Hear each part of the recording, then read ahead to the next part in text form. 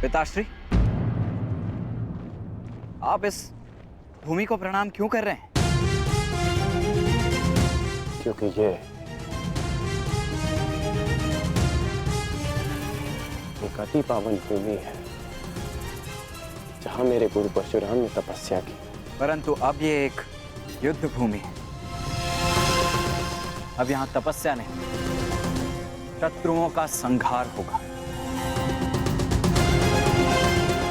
एक योद्धा के लिए युद्ध भूमि उसकी कर्म भूमि, धर्म भूमि और यज्ञ भूमि होती है, मंदिर के समान पवित्र होती है। परंतु पिताश्री, मेरी दृष्टि में ये सोच एक योद्धा को युद्ध में निर्बल बनाती है।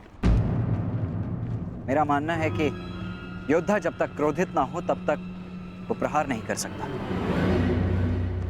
नहीं, क्रोध में किया गया प्रहार शत्रु से अधिक स्वयं को हानि पहुंचाता है।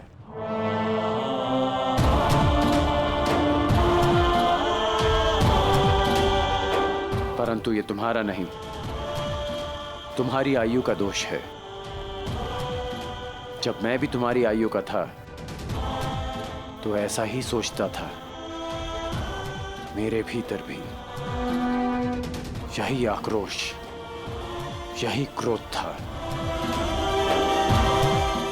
परंतु मेरे गुरु परशुराम ने मुझे सिखाया है कि कैसे अपने क्रोध को अपना शस्त्र बना, अपनी दुर्बलता नहीं, कि कैसे शांत मन से उस क्रोध को प्रहार में परिवर्तित करना चाहिए। पुत्र, जब भी शत्रु सामने हो तो दृष्टि में अवश्य क्रोध रखो, परंतु मन शांत रहना चाहिए। परंतु पिताश्री, आज जो मैंने देखा वो तो कुछ और ही था। जब आप पांडवों के समक्ष थे, आपके दृष्टि में क्रोध नहीं था। कोई योद्धा कैसे अपने शत्रुओं को कोमल भाव से देख सकता है?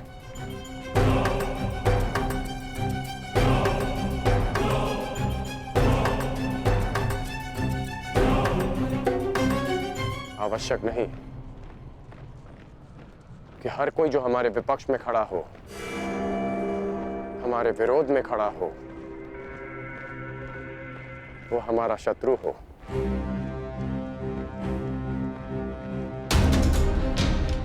शत्रु हमारे भीतर होता है, जो बीते कर्मों का फल बनकर हमें सर्प की भांति डसता है। इसमें कोई संदेह नहीं कि भीम सबसे बली है, प्रबल योद्धा है।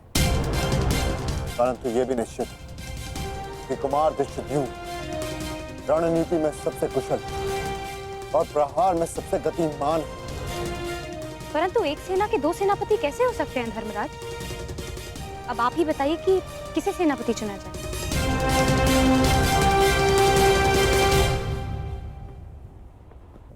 मेरा निर्णय यह है कि हमारी सेना के नेतृत्व के लिए सबसे अधिक योग्य एक विकल्प शेष है युधिष्ठिर।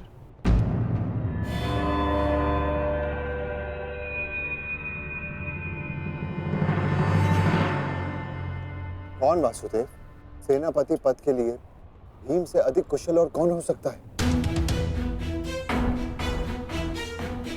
भीम की कुशलता पर मुझे कोई संदेह नहीं, परंतु हमें एक ऐसा सेनापति चाहिए जो युद्ध में गंगा पुत्र के समक्ष खड़ा हो सके।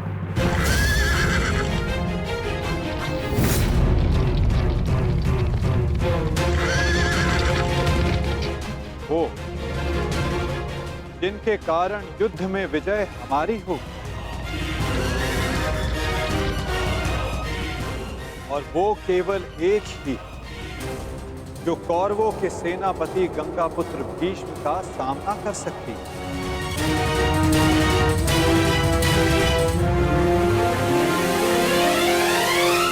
शिखंड।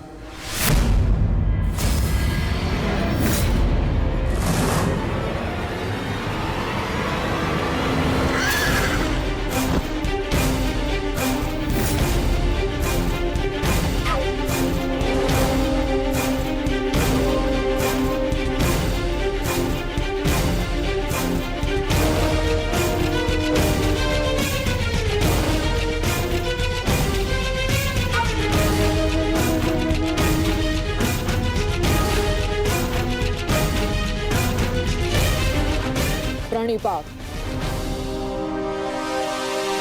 ये युद्ध केवल आपका नहीं, मेरा भी है। हर उसका है जिसको कौरवों के अन्याय से कष्ट हुआ है। और मैं वचन देती हूं, कौरवों को परास्त करने के लिए मैं पूरा प्रयास करूंगी। हर हर महादेव! हर हर महादेव! हर हर महादेव! हर हर महादेव! हर हर महादेव!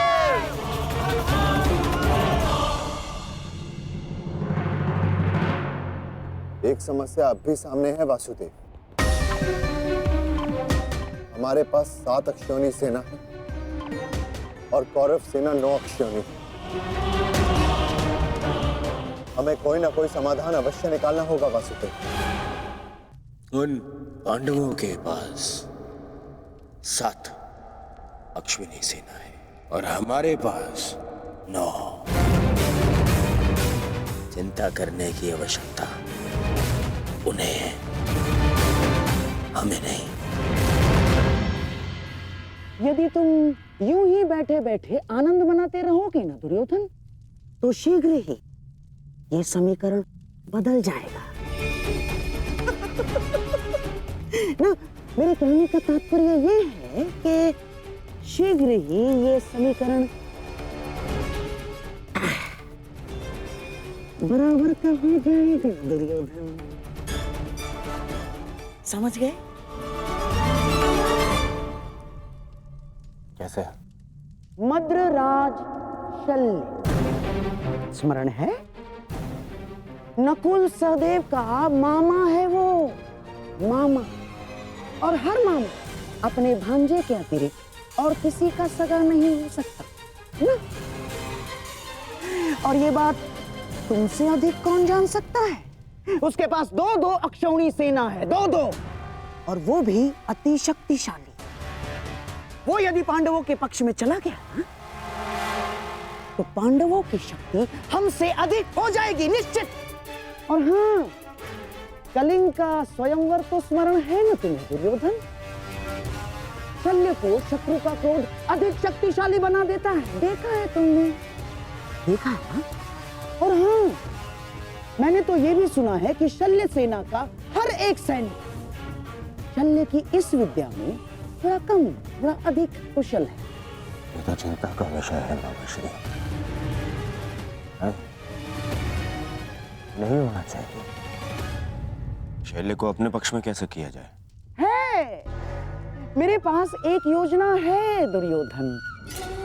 मद्रराज शल्य अपने वचन का पक्का है, परंतु चरित्र का थोड़ा सा कच्चा। ये स्वभाव से थोड़े रसिक भी हैं। तुम समझ रहे हो ना मैं क्या कह रहा हूँ? रसिक हैं थोड़े से। चल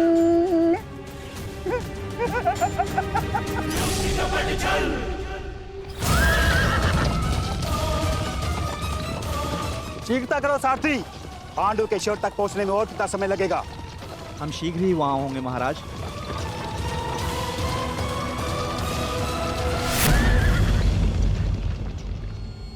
रथ क्यों रोका? मार्ग में कोई है महाराज। इसका साहस जो मद्रराज का मार्ग रोक सके। मद्रराज की कोई सूचना अनुजो? अब तक मामा श्री का कोई समाचार नहीं आया है। समझ में नहीं आता किस कारणवश उन्हें इतना विलंब हो रहा है। प्रतीक्षा केवल दुर्बल करते हैं नकुल, योद्धा केवल प्रयास करता है। युद्ध आने को है, कहीं ऐसा ना हो कि तुम प्रतीक्षा करते रह जाओ और शत्रु अपने प्रयास में सफल हो जाए। अभी युद्ध के नियम निर्धारित नहीं हुए हैं। किसे क्या, कब कहां कौन सी अनहोनी हो जाए।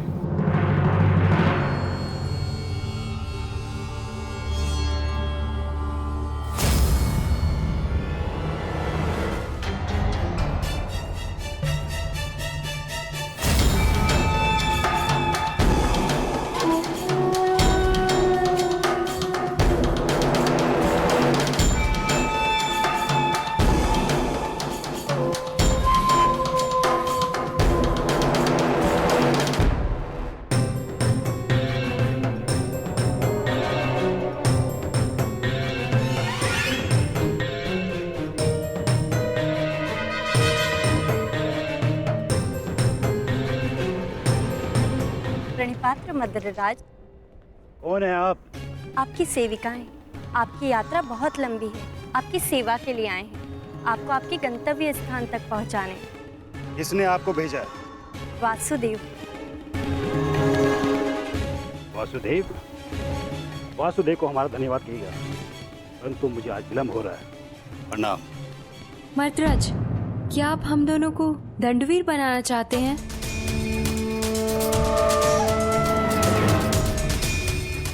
और वैसे भी युद्ध प्रारंभ होने में अभी कुछ दिन शेष हैं। मद्रराज, कहीं आप ये तो नहीं मानते कि हम इतने सुंदर नहीं हैं कि आप हमें आपकी सेवा का अवसर प्रदान कर सके? मद्रराज, युद्ध में जाने से पहले आपकी थकान का शांत होना बहुत आवश्यक है। तो क्या आप हमें ये अवसर प्रदान नहीं करेंगे?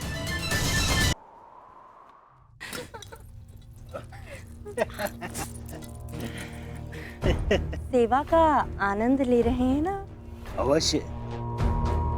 मुझे आशा नहीं थी कि वासुदेव भी इतने रसिक स्वभाव के हैं। महाराज, आपका ये पात्र मदिरा से रिक्त क्यों है?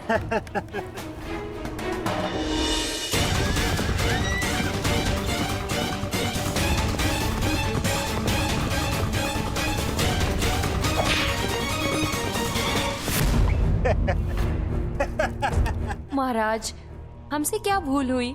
अभी तो आप युद्ध का आनंद उठाते रहे, लेकिन हमें भी तो आप अपनी सेवा का आनंद लेने दीजिए।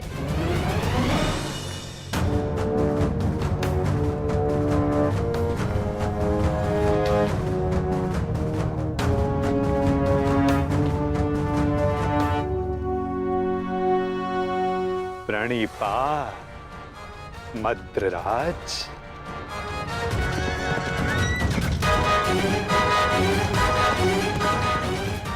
आशा करता हूँ कि इस वासुदेव से अतिथि सत्कार में कोई त्रुटि ना रह गई हो।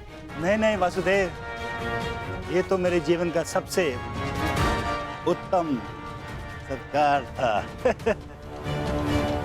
मैं अति प्रसन्न हूँ कि ये युद्ध मैं आपकी तरफ से लड़ रहा हूँ, और युद्ध के पश्चात मैं एक बार फिर से ये सत्कार लेना चाहूंगा।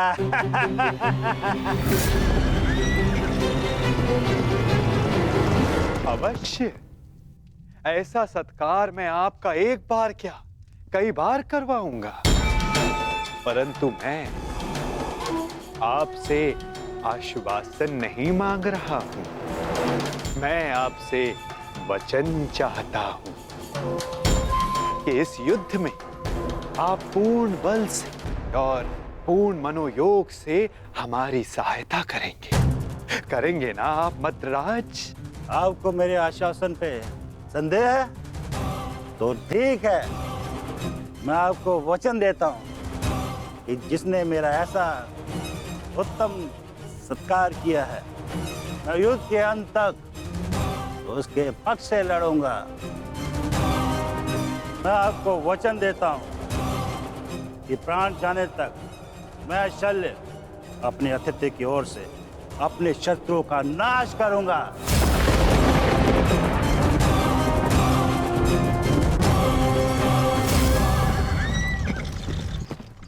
उत्तम, अति उत्तम। धन्यवाद मद्रराज, धन्यवाद।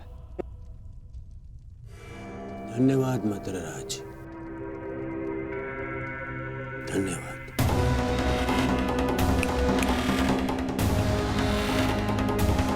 मैं दुर्योधन कौरवों की सेना में आपका स्वागत करता हूँ। तुमने सत्कार किया था मेरा, ये भ्रम में रख के मुझसे वचन लिया। छल किया है तुमने मेरे साथ, छल किया है वासुदेव ने पांडवों के साथ, छल। ये वो छलिया वासुदेव नहीं, ये है मेरा मित्र पौंड्रिक वासुदेव।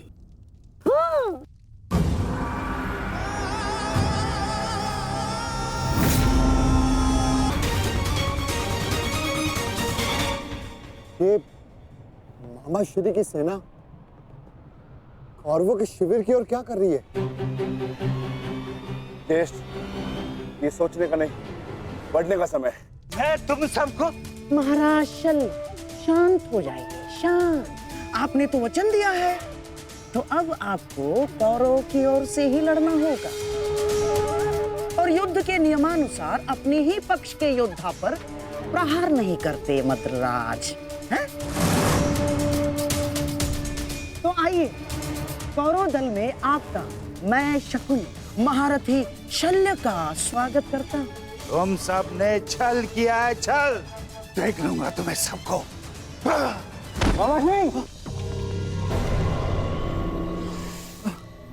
ये सब क्या हुआ?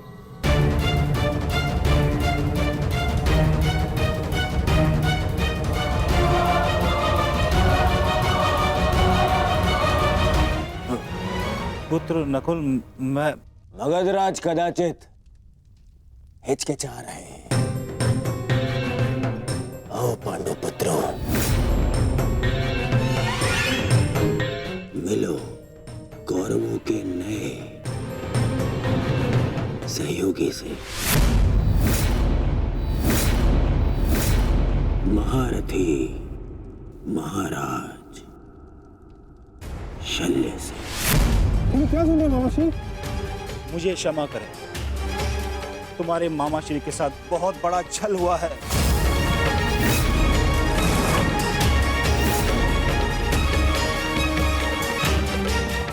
मुझे भ्रम में रखकर वचन लिया गया है मुझसे। भ्रम से ही सही, परंतु आप वचन के भार से बद्ध हैं मद्रराज। दुर्योधन, तुमने हमारे साथ छल किया है। मामाश्री ने सबसे पहले हमें आश्वासन दिया था। शांत विकोदर, शांत। पांडवों को आश्वासन मिला था, परंतु कौरवों को वचन मिला है विकोदर, वचन। और वचन वचन होता है, उसे तोड़ा नहीं जा सकता। परंतु यदि महाराज शैल्य वचन भंजक होने का कलंक अपने मस्तक पर लेना चाहते तो वो यहां से जा सकते हैं। परंतु युधिष्ठिर, तुमने तो इस युद्ध को धर्म युद्ध का नाम दिया है, तो क्या तुम अपने मामा का वचन भंग करने का अधर्म अपने मस्तक पर लेना चाहोगे? बोलो युधिष्ठिर।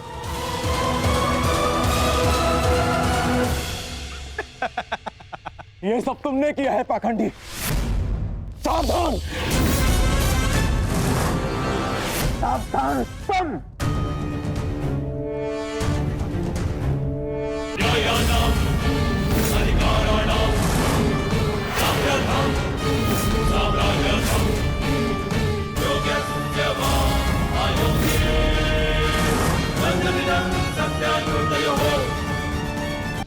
रुक जाओ दुर्योधन। नहीं मामाश्री, आज मेरे मध्य मत आइए। ये बहुत हो गया, बहुत हो गया इन पांडवों का। आज अभी और इसी क्षण इन पांडवों को और इस युद्ध को समाप्त कर दूंगा मैं। और मुझे भी कोई कारण नहीं दिखता कि मैं तुम दोनों को अभी उसी समय समाप्त न कर डालूं। कारण है मेरे पास भीम, है कारण, परंतु वो कारण मैं तुम्हें नहीं बताऊंगा, तुम्हारे ज्येष्ठ भ्राता युधिष्ठिर को बताऊंगा। क्यों धर्मराज, आप तो स्वयं धर्म के प्रतीक हैं। आपसे ऐसे अधर्म की आशा नहीं की थी मैंने। और धर्म आपने किया है मामाश्री। आपने मामाश्री शल्य को अपनी चाल में कोई छल नहीं किया, कोई अधर्म नहीं किया है मैंने।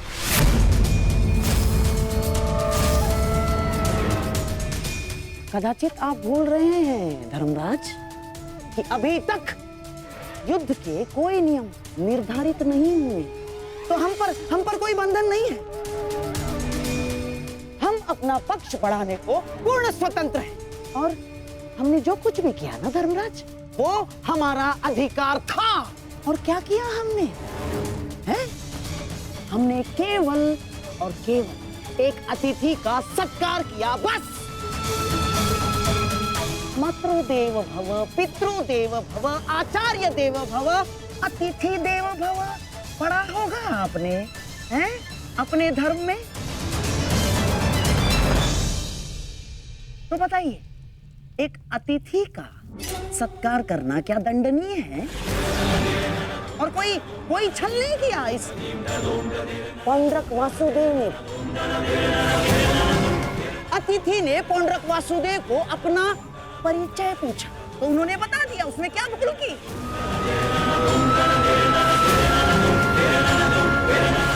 और हाँ, आपके मामा श्री शल्य पर हमने कोई दबाव नहीं डाला। ना ना ना ना ना ना, बिल्कुल दबाव नहीं डाला। अपितु हमारे आतिथ्य से प्रसन्न होकर हमारे साथ रहने का उन्होंने हमें वचन दिया स्वयं।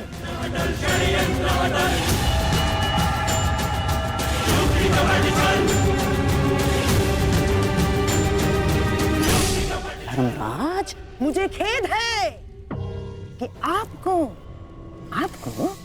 मुझे धर्म समझाना पड़ रहा है। आपको क्या आपने धर्म शब्द का उच्चारण किया गांधार राज?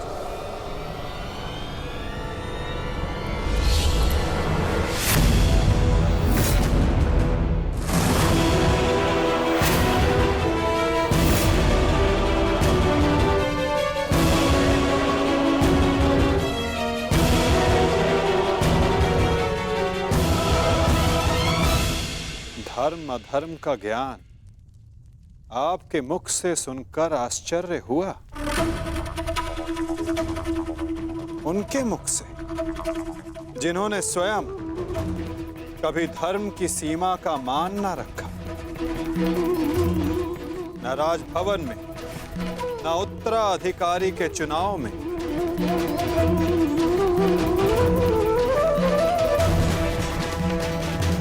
न द्यूत क्रीड़ा में, न दूत के सत्कार में। और आप धर्म की बात करते हैं गांधार राज। इनसे और क्या अपेक्षा की जा सकती है माधव? आज तक अधर्म और छल के अतिरिक्त इन्होंने हमें दिया ही क्या है? अब ये मामाश्री का धर्म है, वो ही बताएंगे कि उन्होंने किस और से युद्ध करने का निर्णय लिया है। मेरा भी तो प्रश्न यही है। परंतु कुछ भी, कोई भी निर्णय लेने से पूर्व एक बार तनिक सोच लीजिएगा। हाँ? इस बात का स्मरण रखिएगा कि एक राजा का अपने नियम को तोड़ना अशोभनीय, निंदनीय होता है।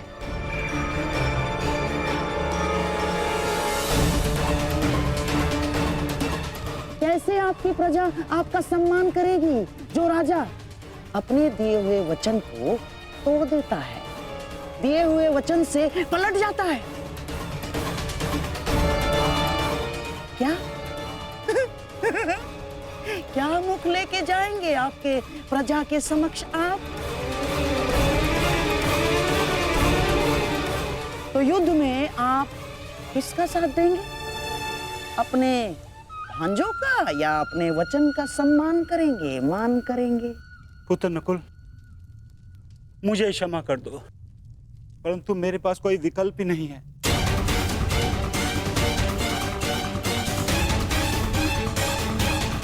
मुझे अपने वचन के मान के लिए इन कौरवों का पक्ष चुनना ही होगा।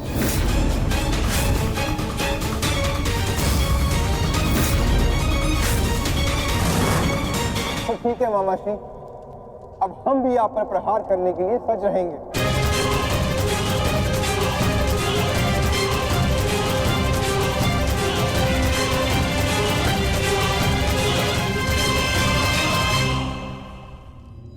आपको इस निर्णय का गंभीर परिणाम भुगतना होगा। ये मेरी प्रतिज्ञा है।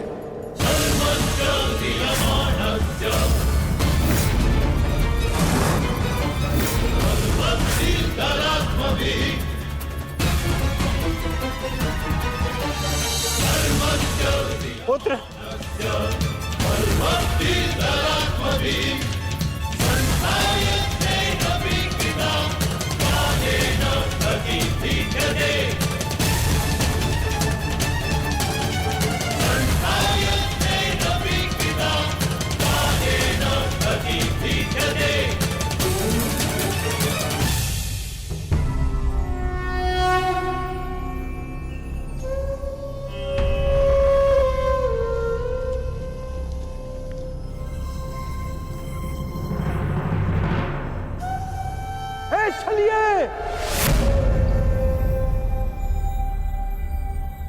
तू कहां चल दिया? छलिए कृष्ण?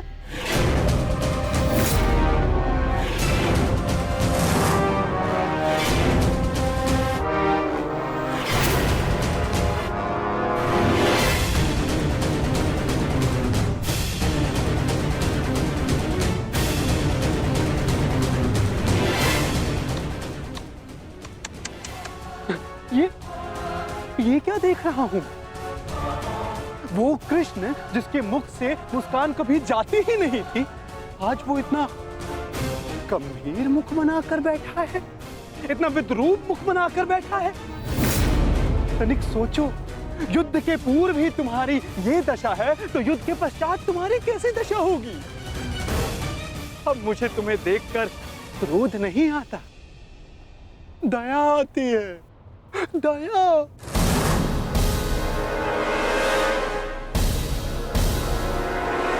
तुम्हारी सेना तुम्हारी नहीं रही, तुम्हारा पुत्र, उसने भी तुम्हारा साथ नहीं दिया, तुम्हारा भाई, उसने तुम्हारा पक्ष नहीं चुना, सब कुछ छीन लिया गया तुमसे।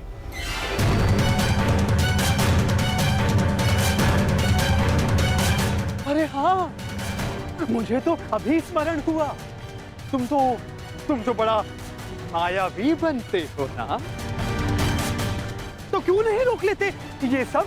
हाँ, रोक लो, रुको।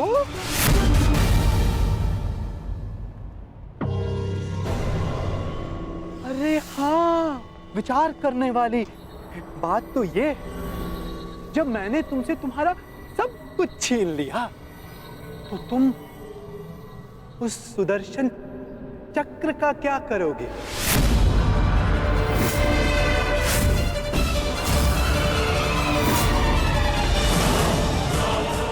क्या करोगे तुम उस सुदर्शन चक्र का? मेरी वस्तु मुझे वापस दे दो,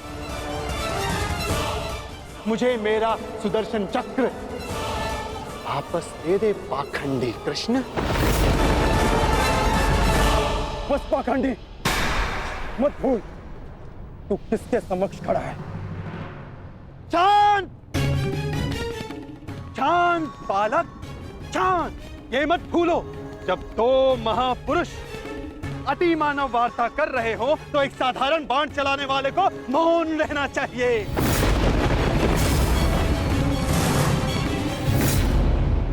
दुष्ट पौंड्रक, मैं आज ये सिद्ध कर देता हूं तू कितना बड़ा अतिमानव है। अरे मूर्ख, तू अपनी तुलना वासुदेव से करता है। यदि साहस है तो आ और आके मुझसे युद्ध कर।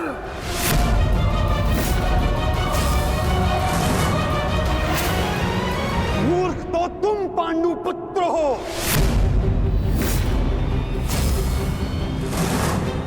जो ये कभी नहीं समझ पाए कि कोयला कौन है और हीरा कौन, स्वर्ण क्या है और ताम्र क्या है।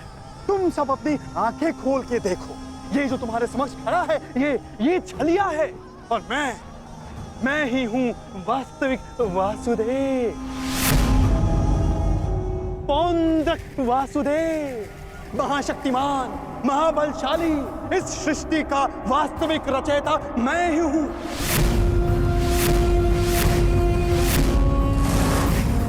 यदि मैं चाहूं तो तुम सबको एक क्षण में तुम सबका अंत कर सकता हूं।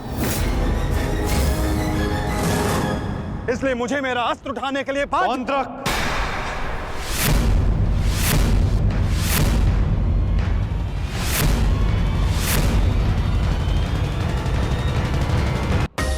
मैं तुम्हें पहले भी चेतावनी दे चुका हूं और आज अंतिम चेतावनी देता हूं। मुझे वो करने के लिए बाध्य मत करो जिसके पश्चात तुम्हें पश्चाताप करने तक का अवसर ना मिले।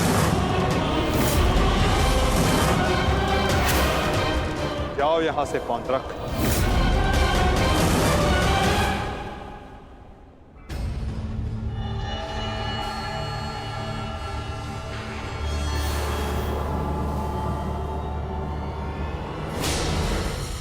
अवसर तू मुझे देगा, मुझे, वास्तविक वासुदेव को, पौंड्रक वासुदेव को। अवसर तो मैं तुझे नहीं दूंगा।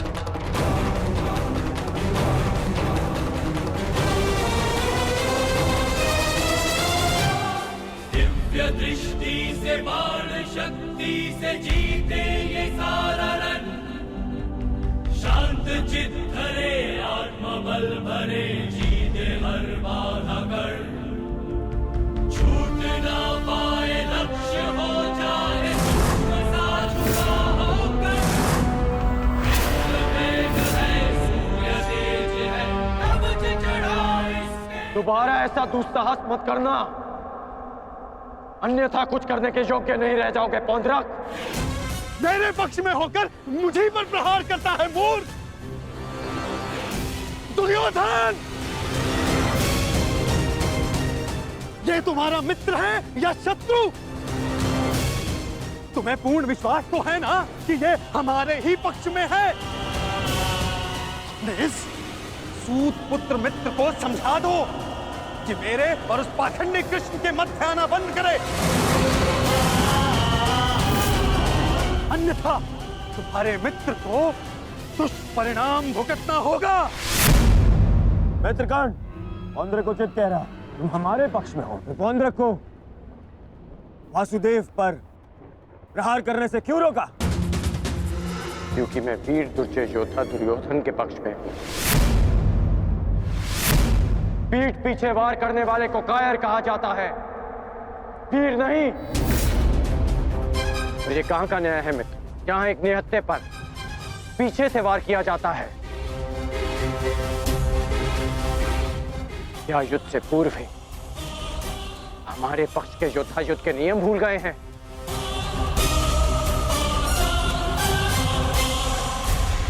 तुमने ऐसा सोचा भी कैसे? तुम इस भांति वासुदेव को वश में कर लोगे?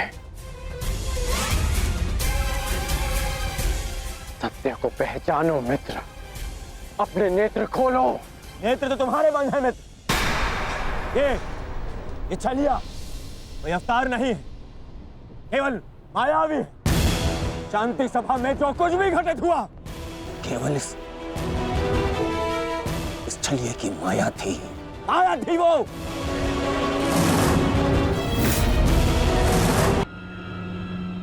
फिर से भूल कर रहे हो। भूल तो दुर्योधन ने किया, तुझे अपने पक्ष में रखकर विश्वासघाती। सत्य का ज्ञान तो तुझे नहीं है, तू अपने नेत्र खोल के देख। दुर्योधन, ये विश्वासघाती इन पांडवों के साथ और इस छलिए कृष्ण के साथ जाकर मिल चुका है। छलिए कृष्ण की वाणी बोल रहा है, उसके वश में है ये। अपने कर्मों को वश में ना रख पाए, परंतु अपने शब्दों को विराम लगाओ पौंड्रक। विश्वासघाती और छलिए तो तुम हो, जो स्वयं को किसी और के रूप में ढालना चाहता है। तुम एक अस्तित्वहीन, घृणित जीव हो, जिसके पास ना कोई सम्मान है और न स्वयं की पहचान। तो अब एक सूत पुत्र मुझे मेरी पहचान और मान का ज्ञान देगा? पहचान तो मैं तुझे गया। तूने पांडवों और इस कृष्ण के साथ मिलकर दोनों तरफ संधि की है। मित्र दुर्योधन, ये विश्वासघाती युद्ध में तुम्हें अवश्य हानि पहुंचाएगा। नहीं। शांत हो जाओ अंगराज, शांत हो जाओ।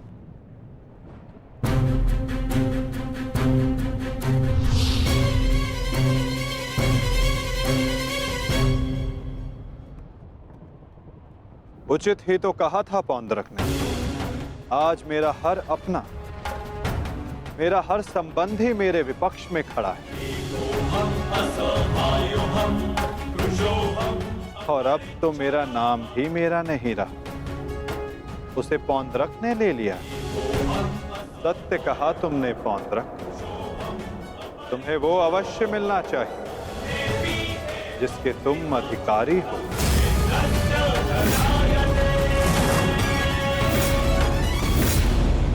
अद्भुत कृष्ण, अद्भुत। आज प्रथम बार तेरे मुख से सत्य निकला है। चलिए तो अब मुझे वो सुदर्शन चक्र दे दे जिसका वास्तविक अधिकारी मैं हूं। दे मुझे वो सुदर्शन चक्र। ठीक है पौंड्रक, मैं इसी क्षण दोनों पक्षों को साक्षी मानकर तुम्हें वो देता हूं जिस पर तुम अपना अधिकार समझते हो।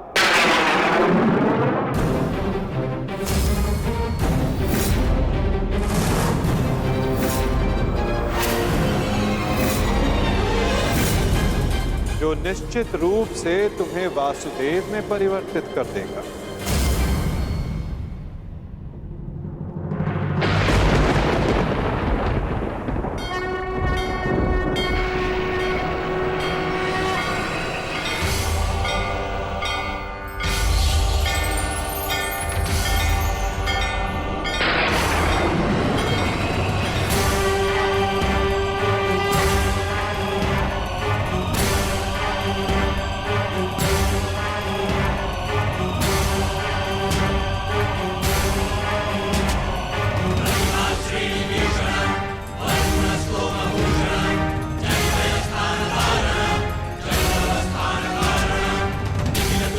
ये लो पौंड्रक, वो अस्त्र जिसका वास्तविक वासुदेव के पास होना अनिवार्य है।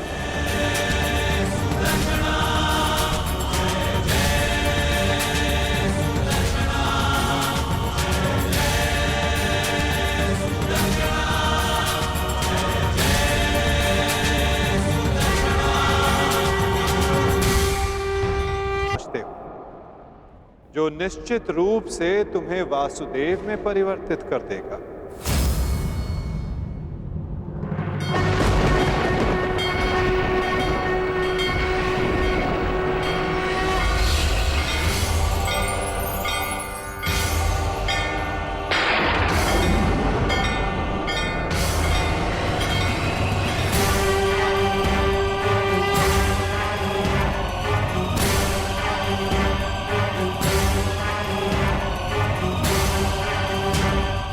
ये लो पौंड्रक, वो अस्त्र जिसका वास्तविक वासुदेव के पास होना अनिवार्य है।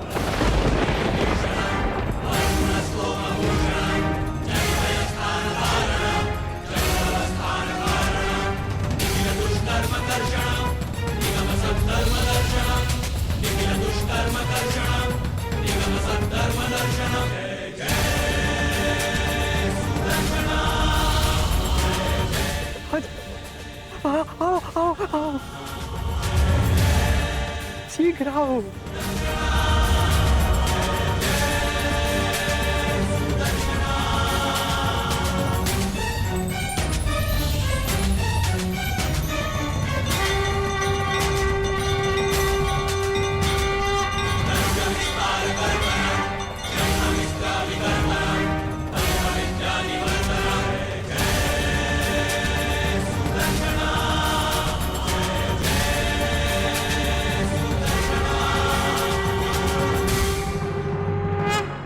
अंततः वो समय आ गया जिसकी मुझे बरसों से प्रतीक्षा थी। मुझे मेरा सुदर्शन चक्र मिल गया मुझे मेरा सुदर्शन चक्र। अब मुझे परास्त कोई नहीं कर सकता, क्योंकि मैं अब सर्वशक्तिशाली हूं। मैं वासुदेवा।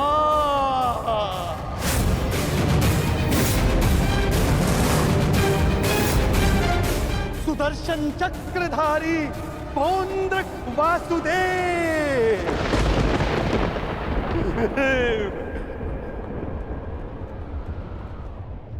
अब समझा मूर्ख सूत पुत्र कि वास्तविक वासुदेव कौन है? तेरे इस छलिए कृष्ण ने भी स्वयं यहां स्वीकारा कि वास्तविक वासुदेव कौन है। यदि अब तूने मुझ पर कोई प्रहार करने का दुस्साहस किया तो अब तू भली भांति जानता है, भली भांति जानता है कि मुझसे बुरा और कोई नहीं होगा। क्षण भर में वध कर दूंगा तेरा।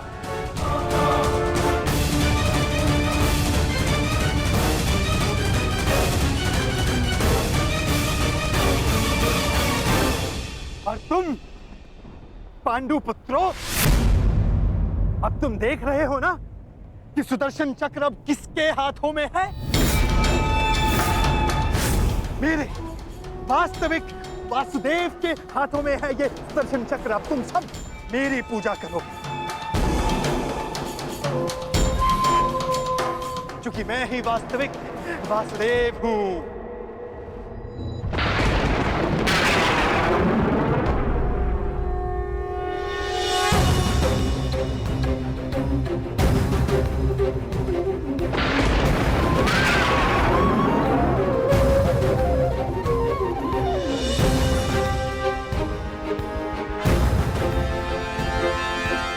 चक्र का भार क्यों बढ़ता जा रहा है?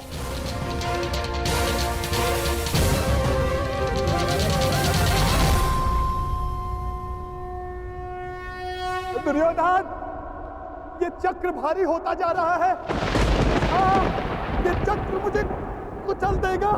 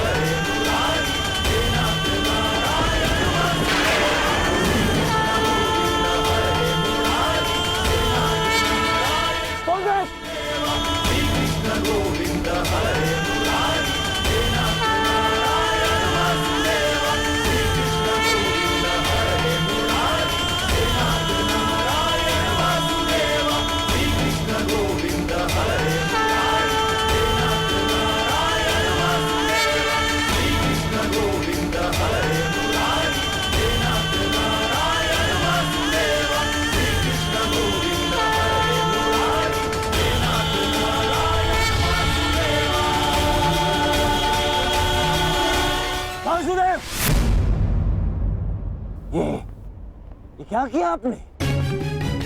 वध कर दिया, छल किया, फिर से छल किया आपने।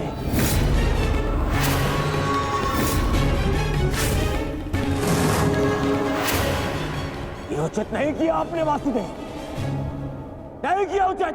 शांत दुर्योधन।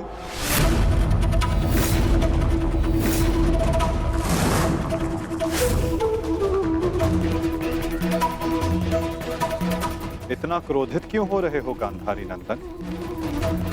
मैंने तो तुम्हारे मित्र को वो दिया जो वो मुझसे मांग रहा था। अब वो उसका भार नहीं सह पाया, ये मेरा दोष नहीं। औंद्रक ने अपनी मृत्यु का आवाहन स्वयं किया था दुर्योधन, और इसके लिए तुम्हें आक्रोश में आने की कोई आवश्यकता नहीं। क्रोध नहीं आएगा, क्रोध आना आवश्यक है। तुम्हें देखकर, इन पांडवों को देखकर, तुम्हारा छल देखकर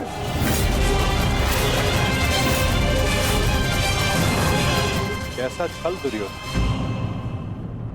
तुम्हारा मित्र पौंड्रक मेरा वेश धारण करता रहा, वो मेरी शक्ति, मुझे मिले सम्मान से आकर्षित हुआ। वो मेरे जैसा बनना चाहता था, परंतु वो ये नहीं समझ पाया कि शक्ति और सम्मान किसी का वेश धारण करने, किसी का रूप धारण करने से नहीं मिलती। शक्ति और सम्मान मिलता है परिश्रम से, कर्मों से। यदि लौह को सुनहरे रंग से पोत दिया जाए तो उससे आभूषण नहीं बनते दुर्योधन। स्वर्ण बनने के लिए कड़ी अग्नि परीक्षा देनी होती है, कसौटी पर खरा उतरना पड़ता है दुर्योधन। और तुम्हारा मित्र सुदर्शन चक्र की कसौटी पर खरा नहीं उतर पाया और अंततः उसने अपना नाश कर लिया। तुम्हारी हानि पर मुझे खेद है दुर्योधन, परंतु पौंद्रक के अंत पर नहीं, क्योंकि उसके कर्मों का फल ही यही है।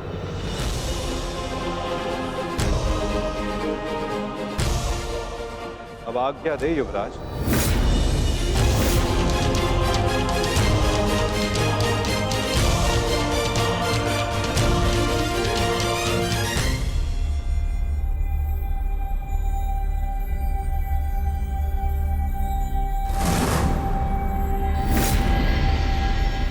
कल युद्ध के नियम निर्धारित किए जाएंगे गांधार राज। जब युद्ध क्रीड़ा में नियम निर्धारित किए जा रहे थे तब वहां मैं उपस्थित नहीं था, परंतु इस बार उत्सुक हूं ये जानने के लिए कि इस युद्ध में अपनी विजय के लिए आप क्या नियम बनाएंगे गांधार राज।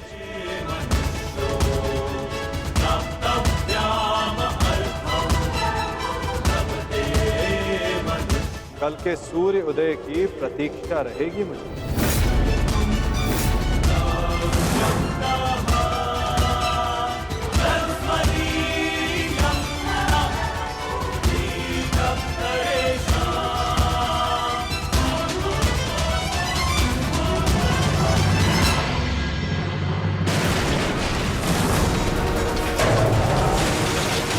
क्या हो गया? ये क्या कर रहे हो तुम? हाँ, देखो देखो दुर्योधन, देखो। नहीं दुर्योधन। मैं उस वासुदेव को नहीं छोड़ूंगा।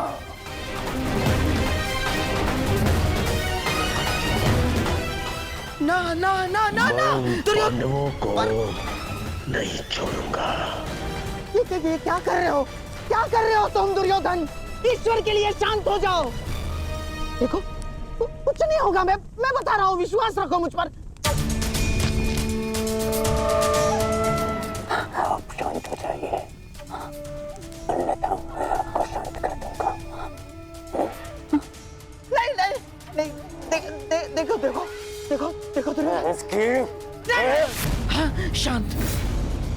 शांत हो जाओ दुर्योधन। देखो तनिक सोचो, पौंड्रक के जाने से हमें कोई हानि नहीं पहुंची है दुर्योधन। इस संसार में हर कोई अपना एक प्रयोजन लेकर आता है और पौंड्रक ने भी यही किया। पौंड्रक का केवल एक ही प्रयोजन था कि वो मद्रराज शल्य को भ्रमित कर दे, और पौंड्रक ने अपने जीवन का प्रयोजन सिद्ध कर दिया है दुर्योधन। अब हमारे पास 11 अक्षौणी सेना है और पांडवों के पास केवल 7 दुर्योधन, केवल 7। अब ये विलाप का समय नहीं है, उत्सव का समय है। उत्सव मनाओ। वो तो ठीक है मामाश्री, परंतु मैं उस वासुदेव का कौतुक बुला नहीं पा रहा हूं।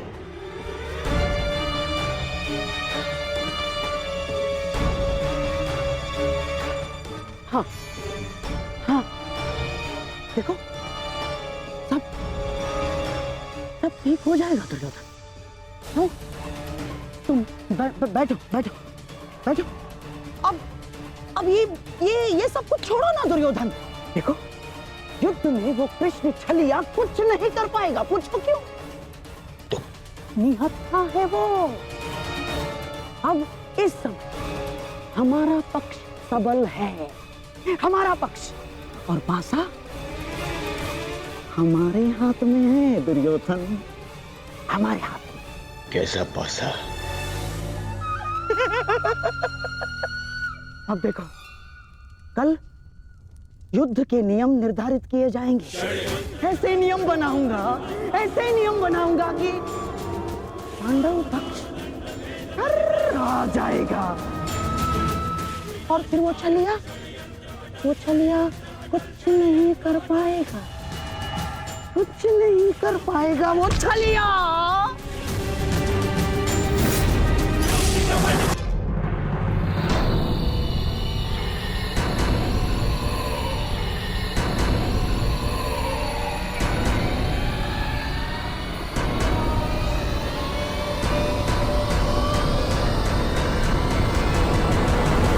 तो सभा में उपस्थित सभी महायोद्धाओं को शकुनी का प्रणिपात स्वीकार हो। जैसे कि हम सब जानते हैं कि हम सभी एक महायुद्ध में भाग लेने जा रहे हैं, परंतु बड़े खेद के साथ एक बात सूचित करना चाहूंगा इस सभा में। जैसे कि हम का अर्थात कौरवों पर हमेशा से सदा से लांछन लगते आ रहे हैं, आरोप लगते आ रहे हैं कि हम छल करते हैं, हम कुचक्र करते हैं, हम षड्यंत्र रचते हैं, है ना वासुदेव? चाहे वो युद्ध हो या द्यूत। इसीलिए आपके मन से वो भ्रम निकालने के लिए इस खुली सभा का आवाहन किया गया है। तो वासुदेव, क्या आपकी अनुमति है? एक चतुर गुरु जब गुरुकुल से कुछ समय के लिए बाहर जाए तो वो आश्रम के सबसे योग्य शिष्य को उसका उत्तरदायित्व कभी नहीं देता। वो आश्रम के सबसे नटखट शिष्य को ही इसका उत्तरदायित्व सौंपता है।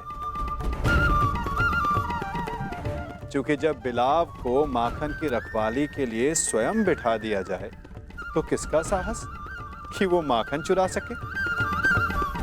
अर्थात आपको भी अनुमति अवश्य है गांधार राज।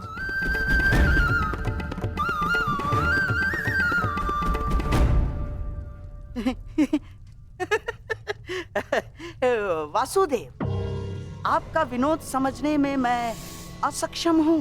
मेरे कहने का आशय मात्र केवल इतना है गांधार राज कि मैं आपके वचनों से सहमत हूं।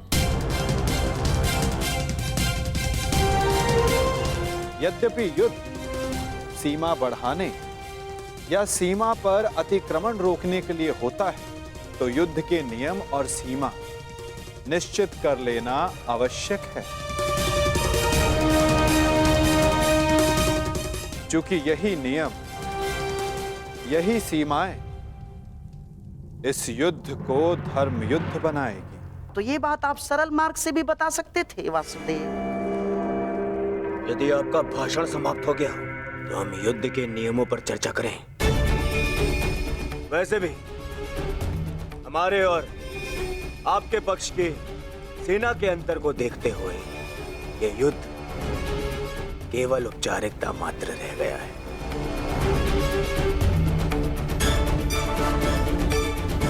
नियम बने या ना बने, हमारी विजय निश्चित है।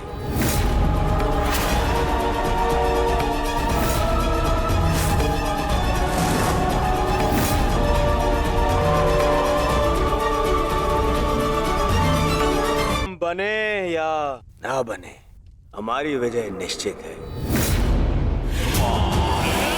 इस आत्मविश्वास का कोई एक कारण तो बताओ।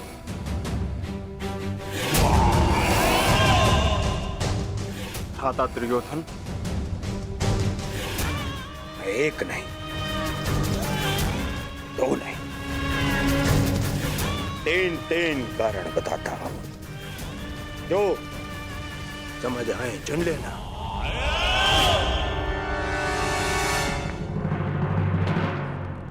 पहला कारण, पितामह भीष्म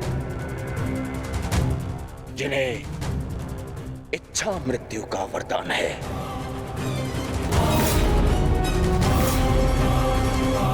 दूसरा कारण,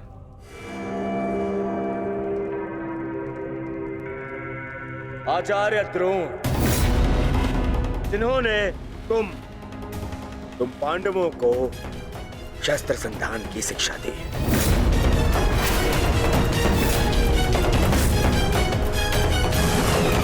क्या इनके धनुष को काट सकने का समर्थ है तुम में से किसी के पास भी? इनका समर्थन भी मेरे पास में। तीसरा कार्य,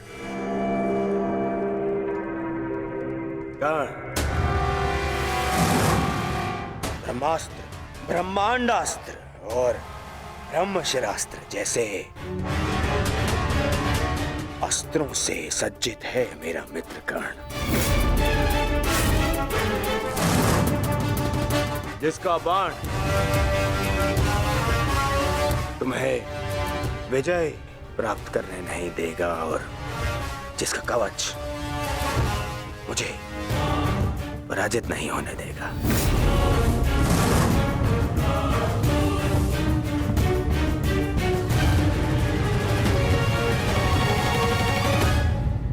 इसके अतिरिक्त मोहम्मद शकुनी,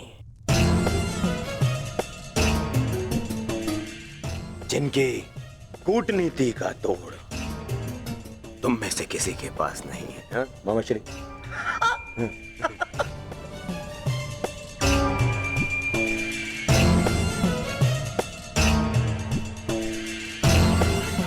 मद्रराज शैल्य, नारायणी सेना।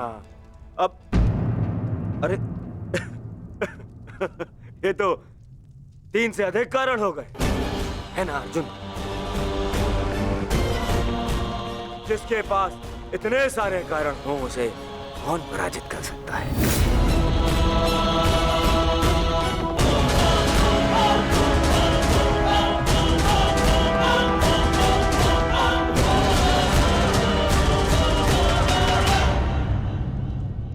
विजय और पराजय का निर्णय तो युद्ध के अंतिम दिन होगा हस्तिनापुर युवराज। नियम तो केवल युद्ध का मार्गदर्शन करते हैं।